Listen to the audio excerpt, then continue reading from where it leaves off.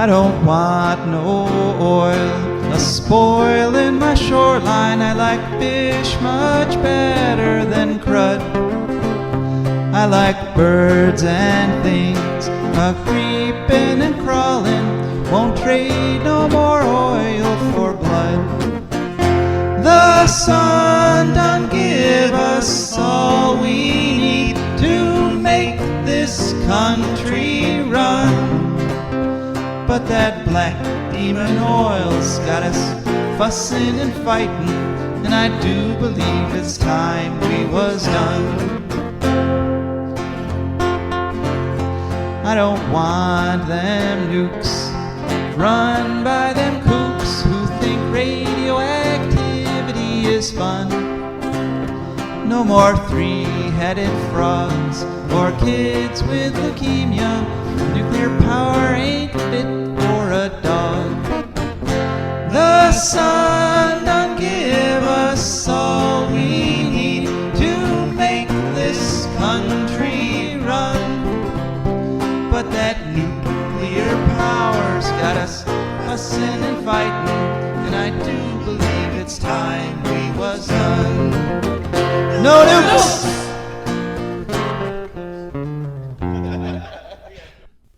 Good afternoon, Columbus, and hello to those of you listening on the internet, wherever and whenever you are. My name is Joe DeMare, and you have had the wonderful good fortune to tune into For a Green Future. For a Green Future is a show where we talk about ecology and the environment. We talk about them in terms of your wealth, your health, your happiness. And you may have noticed, if you're a regular listener, that I didn't start this show by saying good morning, Toledo. And the reason for that is simple. Normally this show is recorded. It's recorded as a live show Sunday mornings on WTOD in Toledo. And this week the station lost the recording. They have a device called a skimmer, which records every bit of audio that goes out over the air. And unfortunately, their skimmer malfunctioned, and they do not have the recording. So I have to recreate the program. And so basically, this is going to be, usually I just have my radio program recorded, and I turn that into a podcast. But this week, apparently, I'm going to have to actually create a podcast from scratch.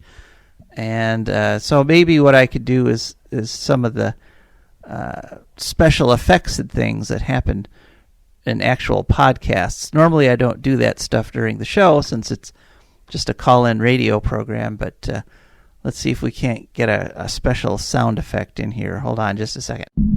Okay, I have submerged my recording studio under about 8 feet of water, and it's very difficult to talk underwater like this, but I wanted to make a sort of a graphic demonstration of what's going to happen to the entire U.S. coastline as global warming continues and as sea level rises, but it's not practical to do a whole show this way, so let me pull the plug here. Alright, I have managed to drain all the water out of the studio. Unfortunately, all the warm, moist air that had filled the studio and caused me to be speaking underwater a moment ago seems to have triggered some sort of a thunderstorm here.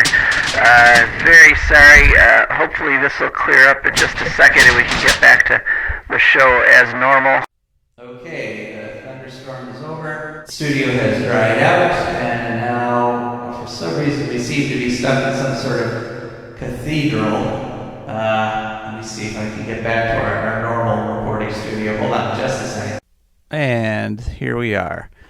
So I can see that recording this as an actual podcast is going to present some unique challenges, shall we say. And it's really too bad that the studio lost the recording of our March 14th episode, because it was a really good show. We had Diane Dirigo was our guest, and I don't know at this point if I'm going to be able to re-record the interview in time. I may not be able to. And then, of course, as always, we heard from our sponsors and our patrons. Rebecca Wood gave a nice little talk about the Irish potato famine in honor of St. Patrick's Day, which is coming up. And we're hopefully going to be able to recreate that interview later on in the show. Then, of course, we did our Eco News, and it was a great show, let me tell you. So I guess we'll just go ahead and start doing our best to recreate it here. So the program aired on March 14th, which was the Sunday, and that was the first day of Daylight Savings Time. And we've talked about Daylight Savings Time before on the show, how it got its start back in Germany during a war. But it turns out we've found out that Daylight Savings Time is actually much worse for people than we realized. Turns out the incidence of all disease goes up about 10% the day after, immediately after going into Daylight Savings Time. Although some diseases, especially some communicable diseases, actually go down a little bit, because what happens when you stress your body short term, the body actually ramps up its immune system, so you're actually a little more resistant to catching things like colds.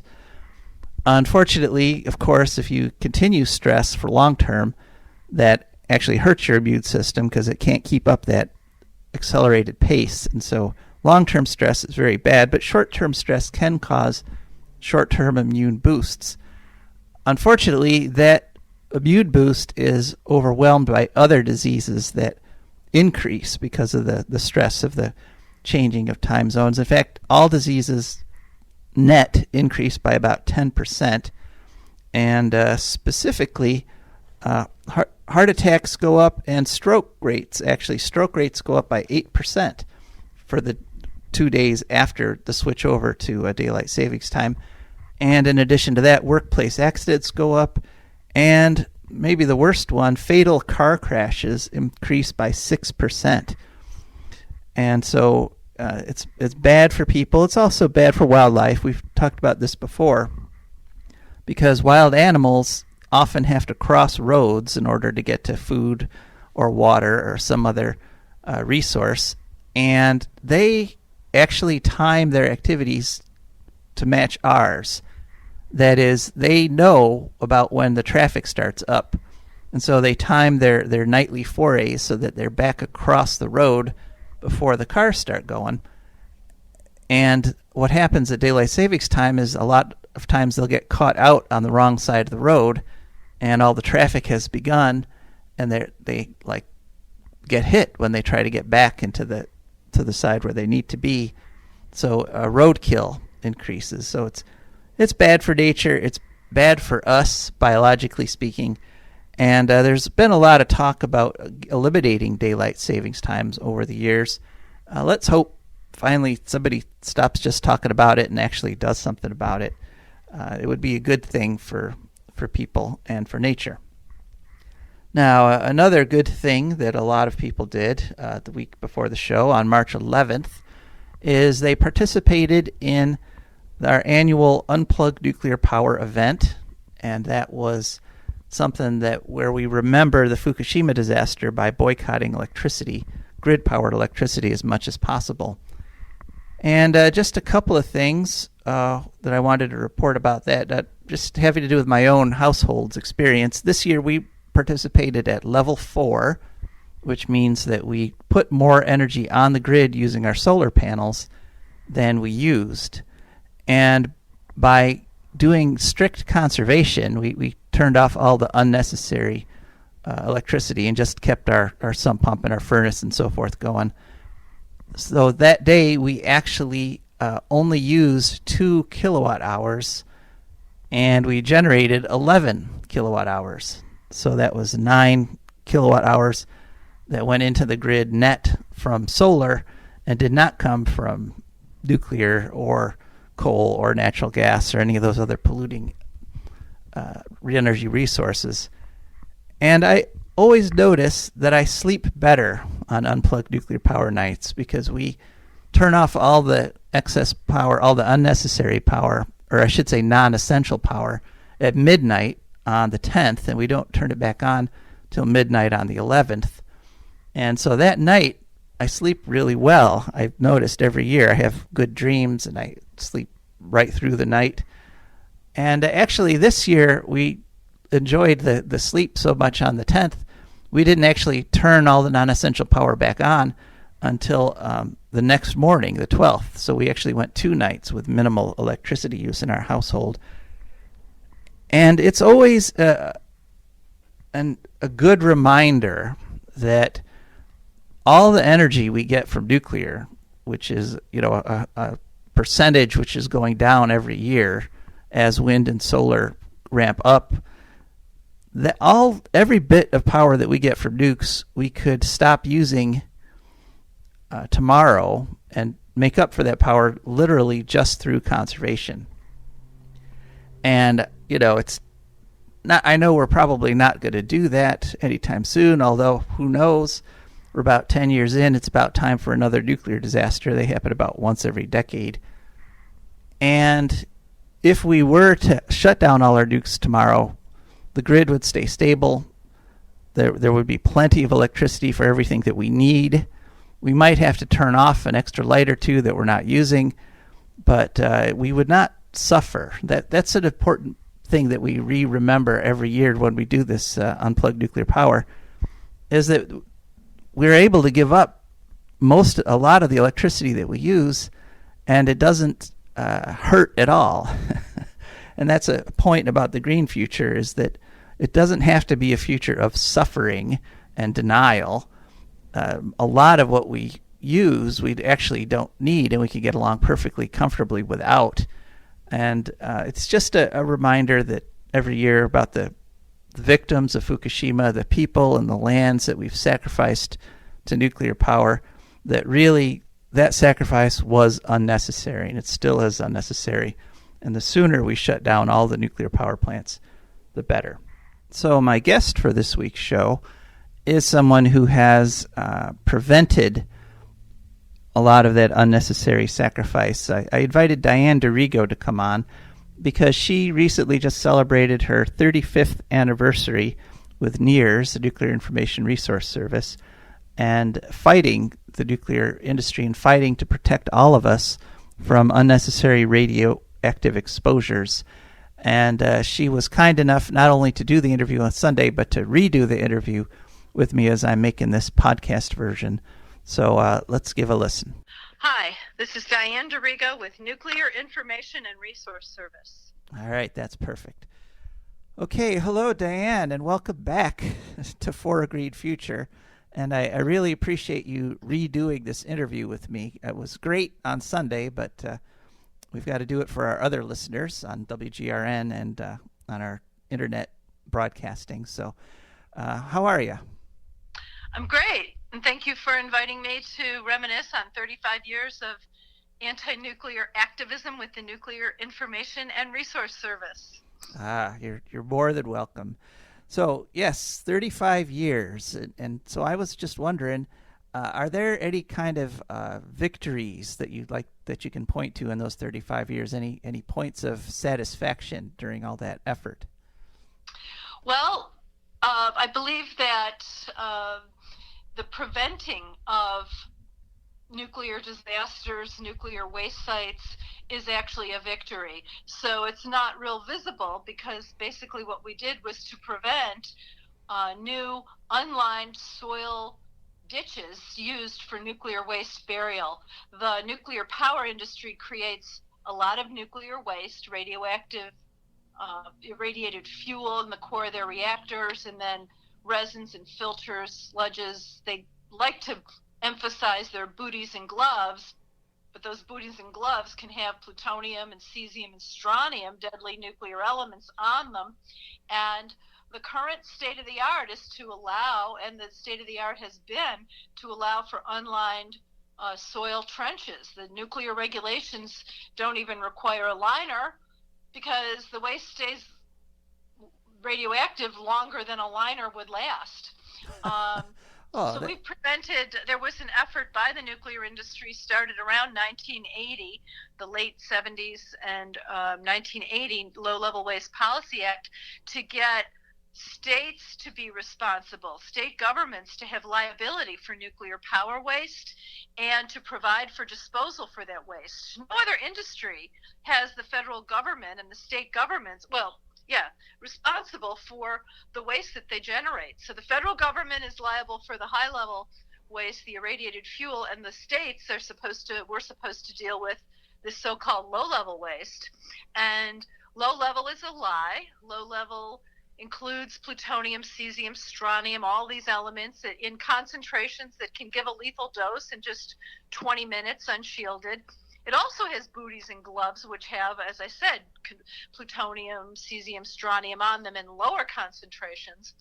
But the 6 dumps that were originally built in the country, dug in the country, in New York. All right. So can you kind of summarize those victories? Well, one is that there was an effort by the nuclear industry to get new nuclear waste dumps around the country from the 1980s onward to now, and we've been able to prevent new dumps in probably 30 states, 20 or 30 states. We prevented the shifting of liability from commercial nuclear power industry to the state governments. We have, and I say we because it's work that I did, but it's work that I did with people across this country over the decades.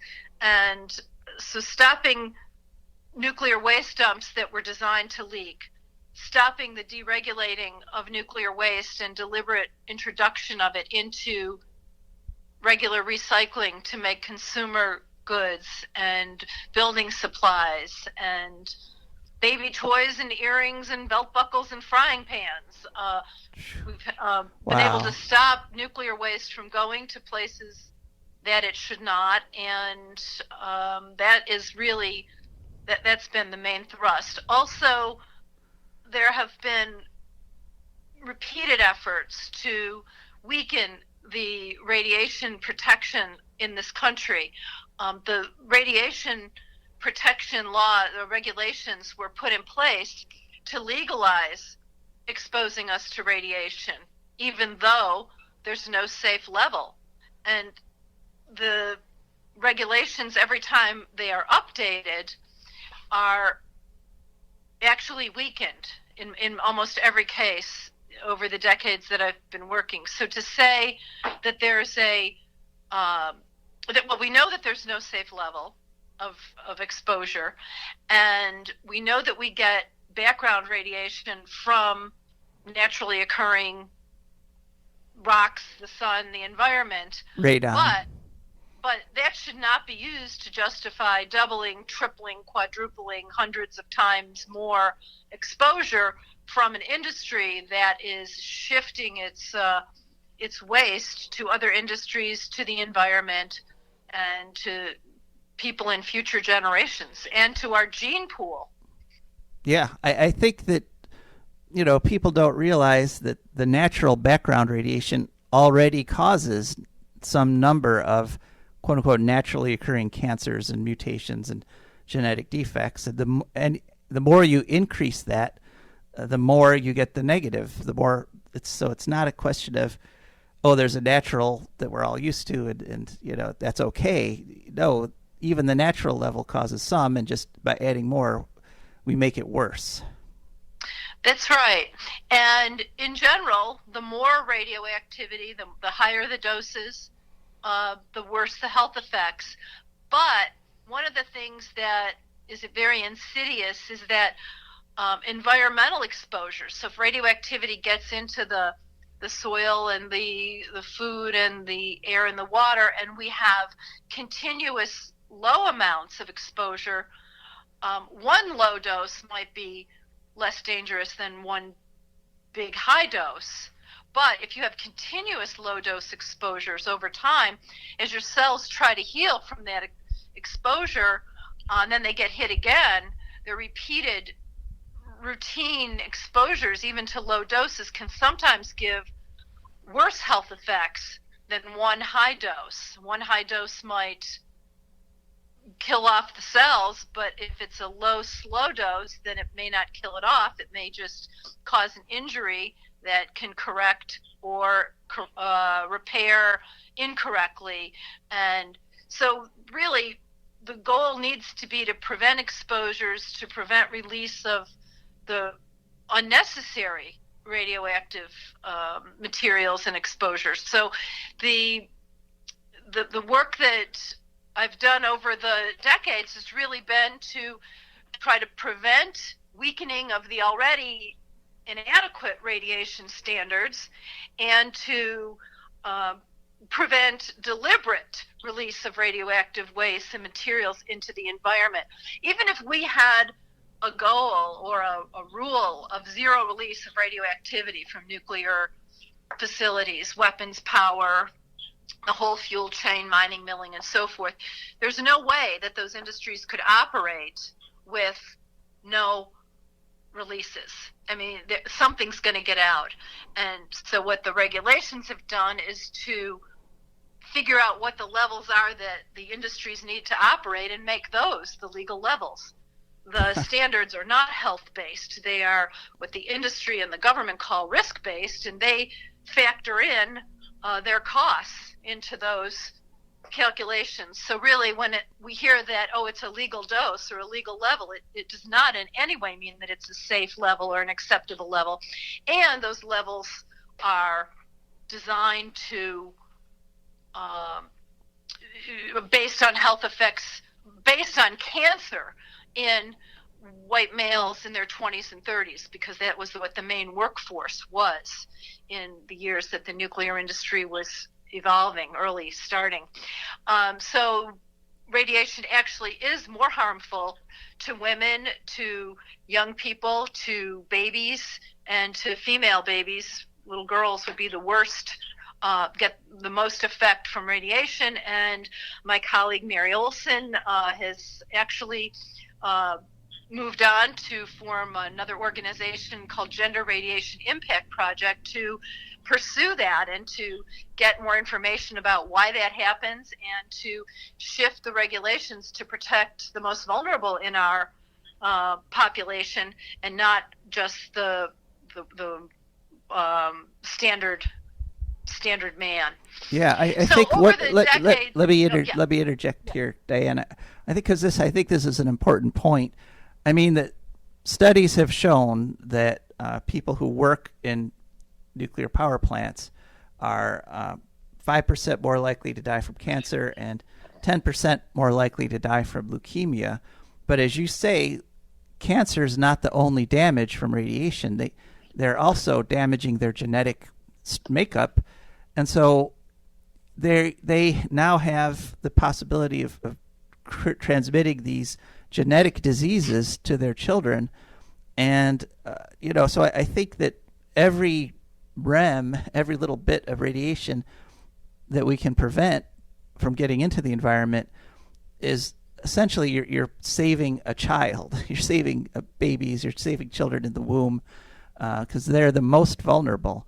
And I think that's something that you could be proud of over 35 years. I'd say you've protected thousands, hundreds of thousands, if not millions, from these unnecessary radiation exposures.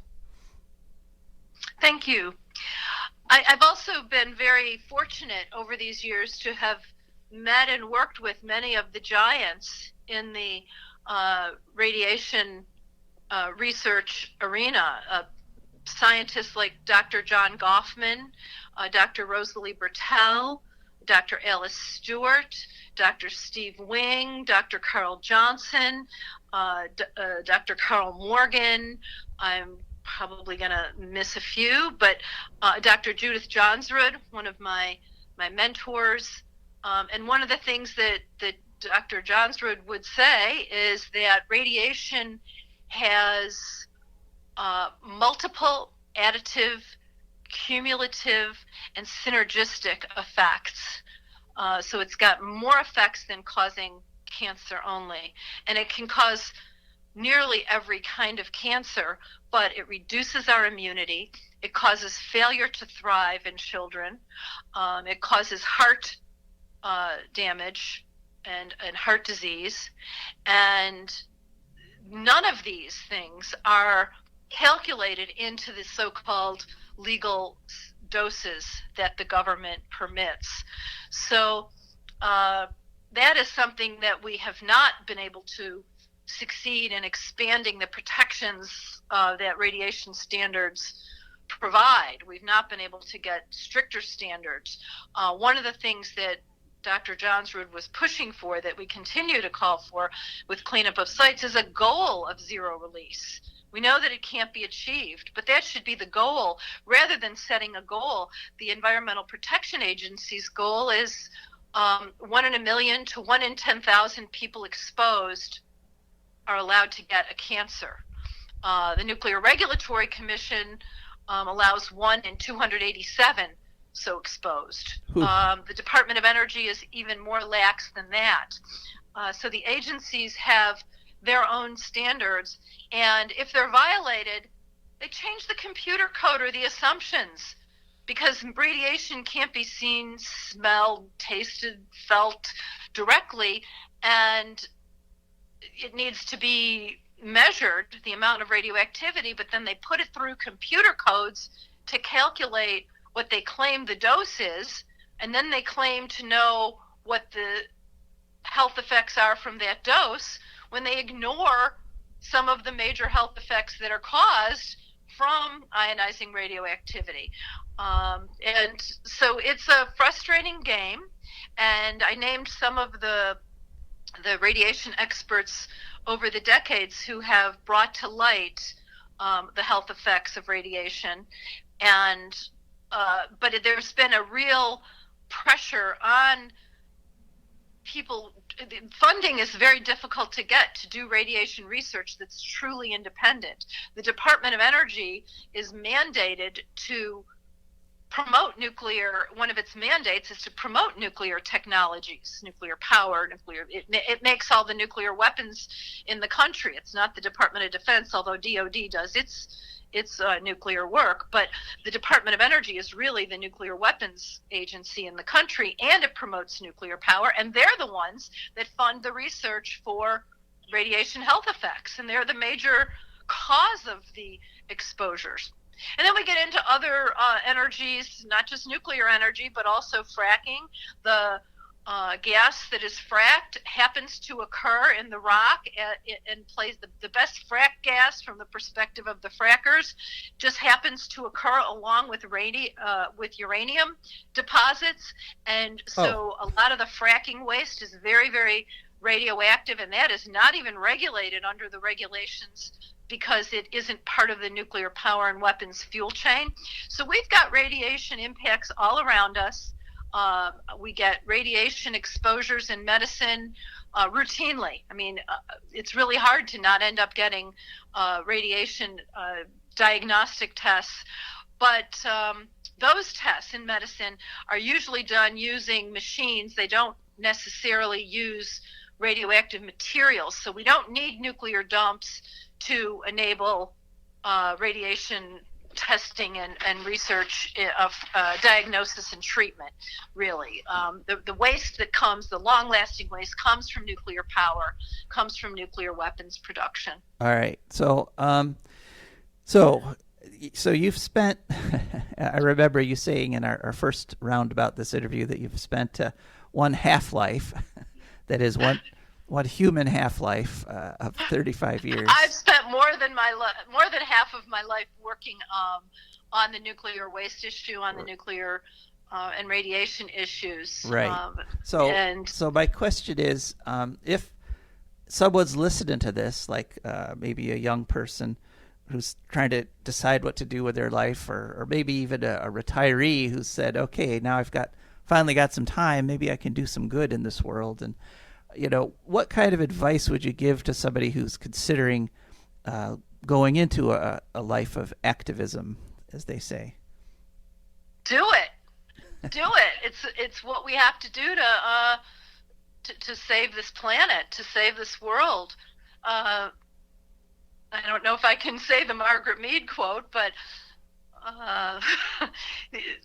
activism is people caring and taking responsibility for our planet, it can happen. Every bit of work that we do matters. It sometimes feels completely frustrating because the nuclear industry has so much more resource, so much more money, and can offer compensation for people's work, whereas activism, the only compensation we really get is from the positive changes that we make in the world. And so having spent many years preventing leaking nuclear waste dumps and preventing unnecessary transportation across our roads and rails and waterways of nuclear waste to dump sites that are not even designed to isolate the waste, I feel like that has to be worth it. The current threat, one of the current threats, obviously, biggest threat to the world is climate change, and the nuclear industry is capitalizing on that, is trying to promote itself, when in fact nuclear makes climate worse. And people are so desperate to get off of fossil fuels, they have to realize that nuclear actually is part of the problem. It steals resources from the real solutions. We need to be promoting the real solutions, solar, wind, and renewable resources, and not delving into and depending on extractive. There is extraction that's need to be done to build the windmills and to build solar panels and collectors, but the major extractive industries, coal and uranium, are so much more devastating and so much longer lasting, and we shouldn't just shift from the frying pan to the fire, from fossils to nukes. Right. And nukes can't come in line fast enough. So I think that it's really important, people who are inclined to take some action, do little things, do what you can, do big things if you can, do what you can, and that matters. All right. I agree wholeheartedly. That's one of our themes on For a Green Future, that anytime you actually do something, it makes a difference. Even if you don't win a particular battle, the act of doing something improves the whole world. So, well, thank you very much, Diane, for your 35 years of working to improve the world. And I know there's a lot of people out there that are healthier today because of your work, even if it's not. I sure hope so. All right. So, what did you think of our interview with Diane Dirigo? Or what did you think about any sort of environmental issue? Or how do you like this special podcast version of For a Green Future? Give me a call anytime you can call or text at 419-973-5841, or you can send an email to joe@joedemare4agreenfuture.org. That's JOEDEMAREFOR greenfuture.org. And now we come to one of my favorite parts of the show, and that is where we thank our sponsors and patrons. The For a Green Future is brought to you by the Wood County Park District. The Wood County Park District is a natural resources conservation agency.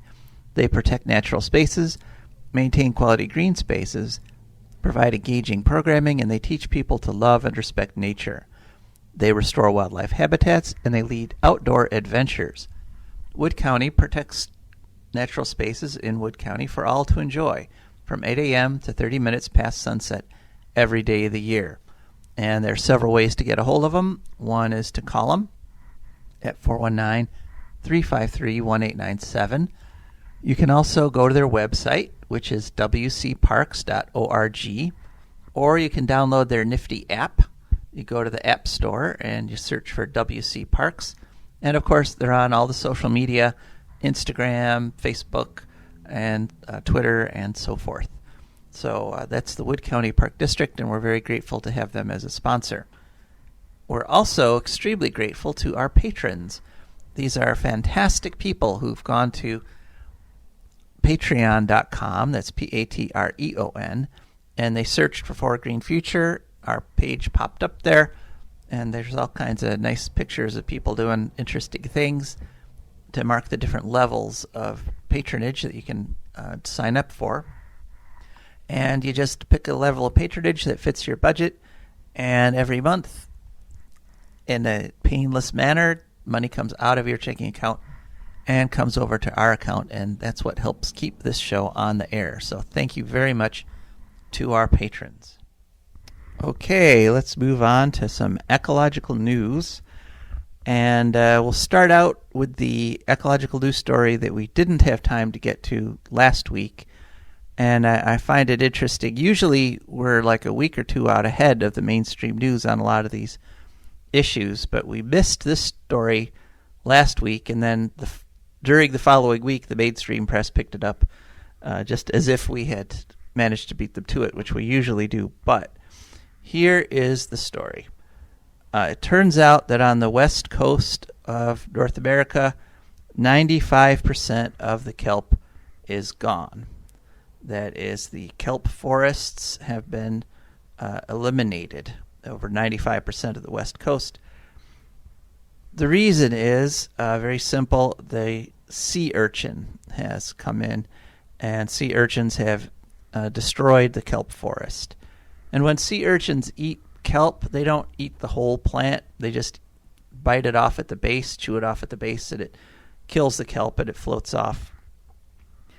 The 5% that are left are groves where there are a fair number of sea otters. And the reason is very simple again. Sea otters eat sea urchins. And so by keeping the sea urchin population down, the sea otters have managed to protect a few little isolated patches of kelp. The reason the kelp are dying and the reason that the sea urchins have taken over. Oh, and by the way, when the sea urchins take over, they create something called the urchin barrens, which is literally just sea urchins on the seafloor spread out as far as the eye could see in all directions. And you might wonder, ecologically, how can that happen? How can they support themselves? Well, it turns out that they can eat algae growing on the rocks and growing on the bottom around them. And so once they get rid of the kelp, they get rid of everything else, all the other fish that depend on it. And now it's just a very simple sea urchin algae ecosystem. And it's a terrible tragedy. But the reason the sea urchins have taken over is because of the elimination of the sea stars. Sea stars are related to starfish, and they are all suffering from something called sea star wasting disease. And this is a situation where my bias against the nuclear industry actually got me into a little bit of trouble here, because the first symptom of sea star wasting disease is white patches appear on the sea stars. And then those white patches spread, and the sea star basically sort of decomposes from that point outward. They sort of go from being a nice multicellular animal to just sort of a pile of slime, starting with these white patches. And it just so happens that white patches are one of the symptoms of animals living in radioactively contaminated zones like Chernobyl and Fukushima. So I naturally thought, well, it's the West Coast, it's the Pacific Ocean, where Fukushima's been dumping radioactive tritium into the ocean for 10 years now. I bet that's the cause of sea star wasting disease. Well, it isn't. This one we know is biological. We don't know what it is, but doctors at Cornell have done some research, some experiments. They found by filtering that it's probably not a bacteria, because they were able to filter out all bacteria, and the contaminated water still transmitted the disease to healthy sea stars. But then they did one other thing. They boiled the water. And boiled water does not transmit sea star wasting disease, which means a couple things. One, it's a biological, because boiling destroys biological organisms that transmit disease. And it's not radiation, because radiation can't be destroyed by boiling. In fact, in the case of tritium, boiling water with some tritium in it actually concentrates the tritium in the remaining water, because the boiling point of water with tritium in it is actually higher than the boiling point of regular water, because the tritium nucleus, the tritium atom, is physically heavier than a regular water atom. So terrible ecological tragedy on the West Coast, and so far no idea of the cause and no idea of the cure. Next environmental story. It's a story about spin, because you might have seen this headline. The National Oceanic and Atmospheric Administration released a headline that said we had the coolest February since 2014. Talk about the cold weather we had in February. But that's not the real story. For one thing, the phrasing of that headline is misleading. They should have just said coolest February in 6 years. That would have been more accurate. But the real story, if you read the whole NOAA report, is that this past winter was the 8th warmest winter in 142 years. The polar sea ice is the 7th smallest amount of polar sea ice recorded in the Arctic, and the 11th smallest amount of polar sea ice recorded in the Antarctic. And our CO2 levels are still going up. In fact, in the next month or so here, probably in May, we're going to hit the highest CO2 levels ever recorded. And a lot of us had hoped that with the COVID crisis, that with the slowdown in carbon emissions by humans, we might actually see a plateau, or perhaps even a little bit of a drop. But unfortunately, the additional carbon from things like forest fires and tundra fires have more than made up for our decline in carbon. So really, the headline, you might have seen the headline talking about the coldest February since 2014, but the real story is that it was one of the warmest winters ever. And just because you don't have a record warm winter every year doesn't mean that there's no global warming. No, we're well on our way, and we have to stop putting carbon immedately. And England made a gesture in that direction, a nice big gesture. There was a mine proposed in Cumbria, England, and this was a coke mine, which would have been taking coal out of the ground and turning it into coke, which is used in making steel. And every time there's a ton of steel made, that burns 0.8 tons of coal and produces 2.1 tons of CO2. So it's not something that can be avoided in steel making right now with the processes that we use.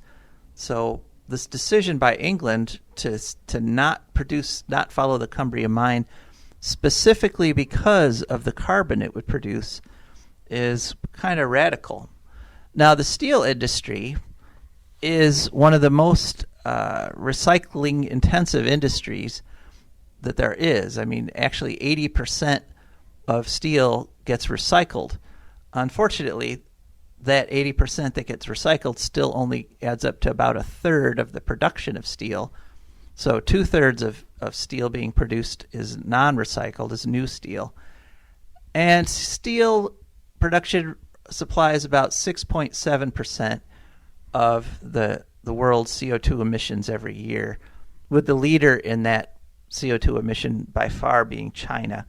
Now, there are some proposed technologies which could reduce the amount of CO2 that steel production puts into the air, but so far we don't have anything that's proposed that would allow us to make steel without making CO2. Kudos to England for doing that. Now, if they'll just reject their Sizewell C nuke plant, then we got something going. All right, so now just a personal note. Now that the weather is warming up again, the performance of the batteries in my Chrysler Pacifica has gone up. And through most of the winter, unfortunately, I was down in the mid-30s in terms of miles per gallon in my Chrysler Pacifica plug-in hybrid. But now I'm up in the high 40s, and 50 miles per gallon is just a warm day or two away. Now, one thing about that miles per gallon that I watch on my van so religiously is that I wish there was a way it could include my miles per gallon where I don't generate any carbon. That is, the times that I can walk or bike to my destination. I think as an environmentalist, one of the most frustrating things about living in Bowling Green is I see all these cars. I live right on Main Street, and there's all these constant cars going on Main Street. And I know probably the majority of them are people who are in Bowling Green going to another destination in Bowling Green. And most of our city is either walkable or bikeable. I mean, it's not impractical to ride a bike from one end of Bowling Green to the other. And I just wish more people would take advantage of that. Of course, things like dedicated bike lanes, it's been shown, will actually do that. Instead, Bowling Green has what are called sharrows, which are just pictures of bikes spray painted on the road to remind drivers not to run them over, not to run bicyclists over. Essentially, Bowling Green's bicycle policy is go play in traffic. And unfortunately, they're not alone, although all the biggest cities are putting in bike lanes. They had them in Boston, and I was really impressed by how good a bike lane system they have in the city of Boston. So the idea that you don't have enough room to put in bike lanes is simply not true, because if they can do it in a closely dense, packed city like Boston, they could certainly do it in like Toledo or Bowling Green, and let's hope that they do start doing it. Okay, now we also have an HB6 update. So the Republicans have finally introduced a bill that all it would do is eliminate the charge that's going to go on everybody's bill in order to fund the 2 nuclear plants. So they are proposing a bill that would just eliminate that part of House Bill 6, which House Bill 6 is a horrible bill from beginning to end. Every part of it is bad, but they picked out the most offensive part, and they think that if they can pluck that part out and repeal just that, then people aren't going to worry about the rest of this horrible bill, and they'll let it slide. The organizations that have been fighting House Bill 6 from the beginning are continuing to say, no, we just need a clean, full repeal. But as I said, this is what the House has passed, and if the Senate takes it up, then it's quite likely that will happen. And that is something. I mean, that's the most offensive part of the bill, forcing us to subsidize nuclear power plants that nobody wants and that we don't need. But there was a ton of other good stuff that got destroyed by House Bill 6, like State of Ohio's renewable energy and energy conservation programs. Those need to come back. We need to have those. And the authority that it created also to deal with renewable energy credits and things, that needs to be eliminated. Like I said, every part of House Bill 6 was horrible, and it wouldn't have gone through without all the billions in bribery and so forth. And so also a little bit more on that front, there is actually move now finally by the Republicans to expel Larry Householder, the guy who was Speaker of the House and who pushed this thing through relentlessly. And so this may happen or it may not happen. There's both moves in the legislature and there's moves in his local county's Republican Party. In a way, it doesn't really matter because the problem is the bill, and punishing Larry Householder, while personally satisfying, doesn't improve the policies that Larry Householder put in place. So, but it is something, and this may well be happening. Oh, and today, St. Patrick's Day, as I'm recording the podcast version of this show, First Energy has finally come out and admitted that they are Company A. Everybody knew they were Company A, but technically we weren't allowed to say they were Company A in this whole bribery scandal. But now they've finally admitted it, that they're the ones that made the campaign contributions and polluted our airwaves with such ridiculous advertising, claiming that the people who were opposed to House Bill 6 were trying to sell the grid to the Chinese. What an insult to the intelligence of Ohioans that was. So they finally came out and admitted that, yes, it was them. So bit by bit, the whole story is coming out. And as we know, the more that comes out, the more the highest levels of state government are being implicated in this horrible stain on Ohio's reputation. So, all right, Rebecca, welcome to the Deja Vu podcast edition of our March 14th episode. Thank you very much. And happy St. Patrick's Day to you. Me too. I'm excited. I just got my COVID shot, the first round today.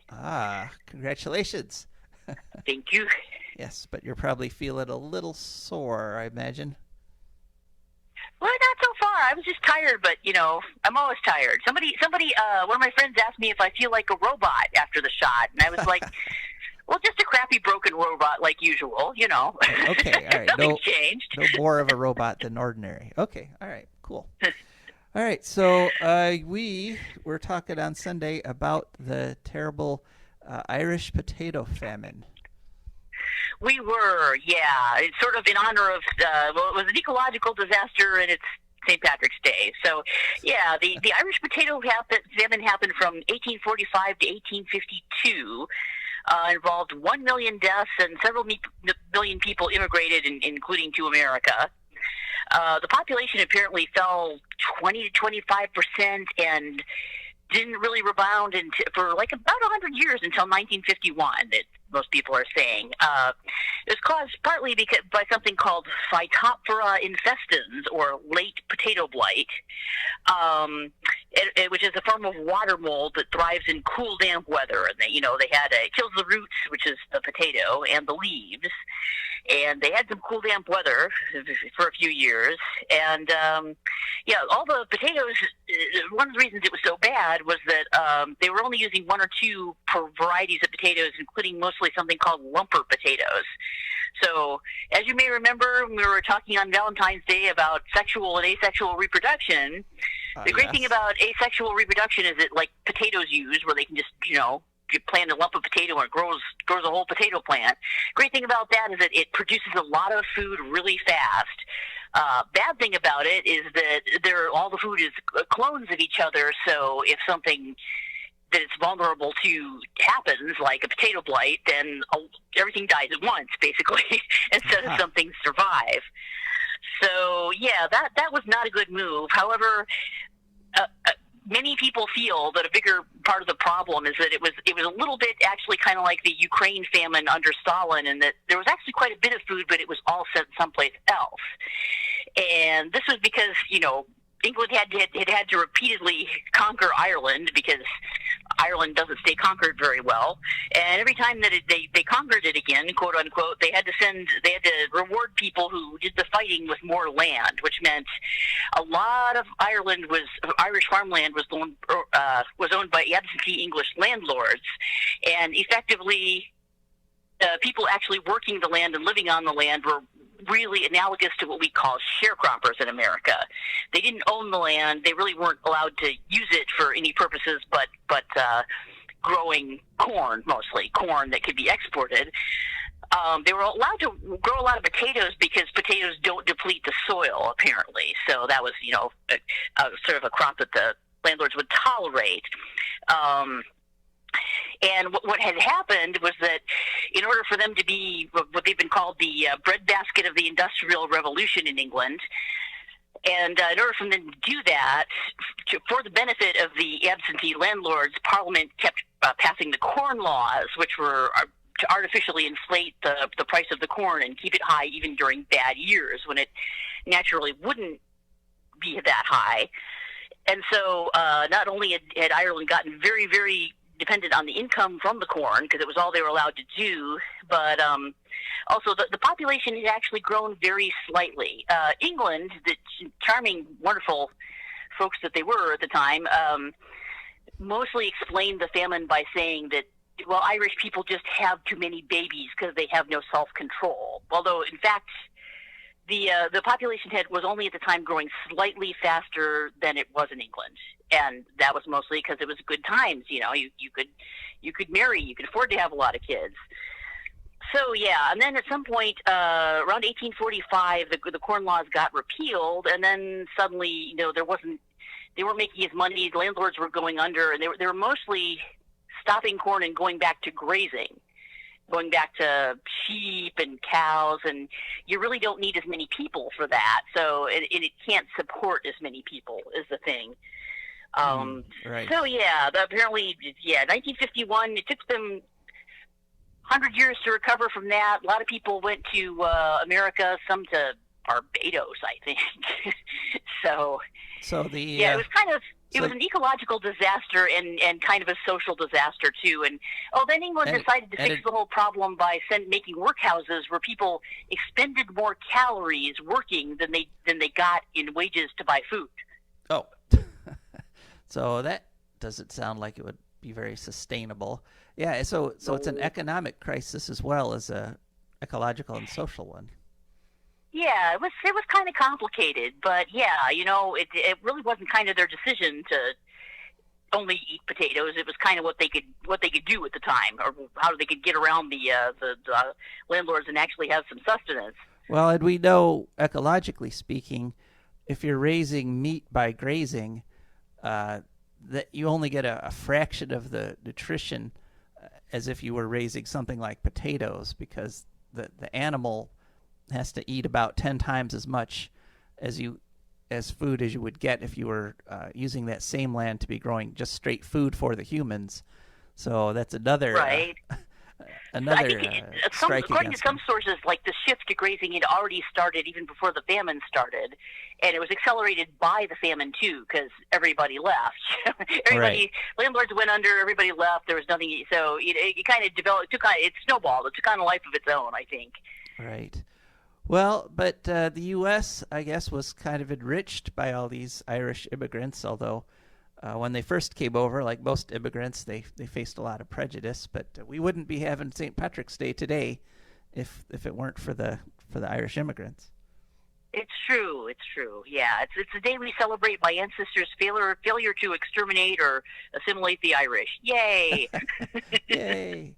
Plus green beer, there you go, green beer. As a green, I don't mind that kind of beer. So Jig's dinner. We're thinking about trying to order a Jig's dinner later, maybe. Yeah. Okay. Well, thanks a lot, Rebecca, for that report. And let's see. Is there anything else going on? You got your shot. That's great. Where did you get it? Where? Yeah. Or not in your body, but where? I went to the Lucas County Rec Center. Oh, okay, nice. It's really pretty quick. I don't do well standing up for long periods of time, but really, I wasn't standing. The line moved pretty quickly. You hardly had to. And I the way my joints work, I'm happier always walking than standing, so that worked for me. All right, great. Well, good to hear from you, and thanks again for reporting on the Irish potato famine, and we'll see you next week. All right, see you next week. Bye. Bye-bye. Well, that does it for the special podcast edition of For a Green Future. We'll be back next week. This is Joe DeMare signing off. And I do believe it's time we was done. No nukes!